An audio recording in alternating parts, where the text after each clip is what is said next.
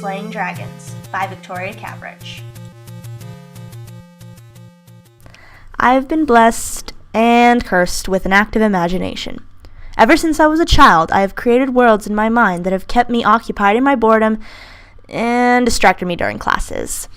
Oftentimes, I would draw elements from the worlds that I had already explored in the books that filled all of my shelves in my bedroom. I drank in the characters, relationships, and stories woven together on the pages and stitched in my own creations. I could spend hours in my own little world, imagining new adventures that were far more exciting than the typical life of an elementary school girl. Then, when I was 6 years old, I received a key to a multitude of new worlds that would become a fountain of youth for my aging imagination. To put it quite simply, my parents got my sister and me a Nintendo GameCube for Christmas. Although my sister did not end up playing very much, I took to that little silver box immediately. I had already had a few experiences with digital worlds in the past, watching friends play Super Mario on their Game Boys and then acting it out on the playground, but having the controller in my hand was a completely different experience.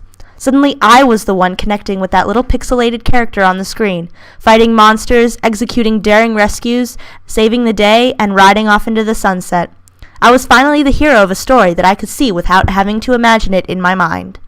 As I grew older, I continued to explore and enjoy these imaginary worlds, both on the screen and in my mind. However, I began to discover a dark side to the industry.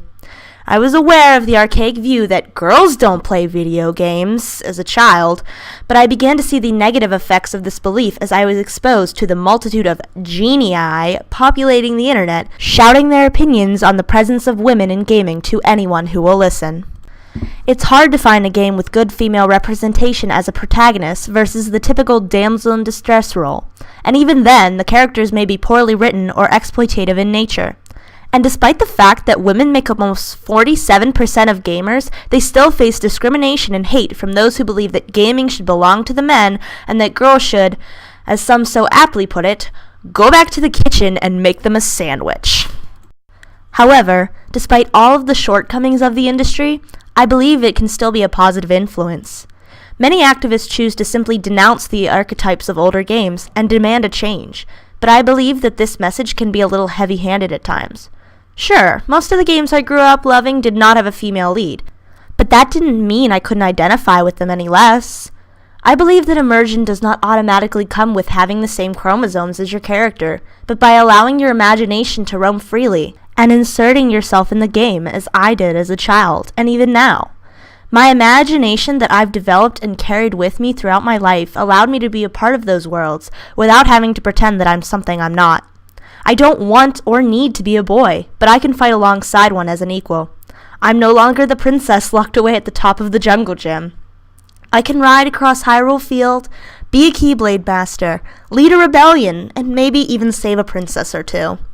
As long as I can see myself in these worlds, it doesn't matter who's reflected on the screen.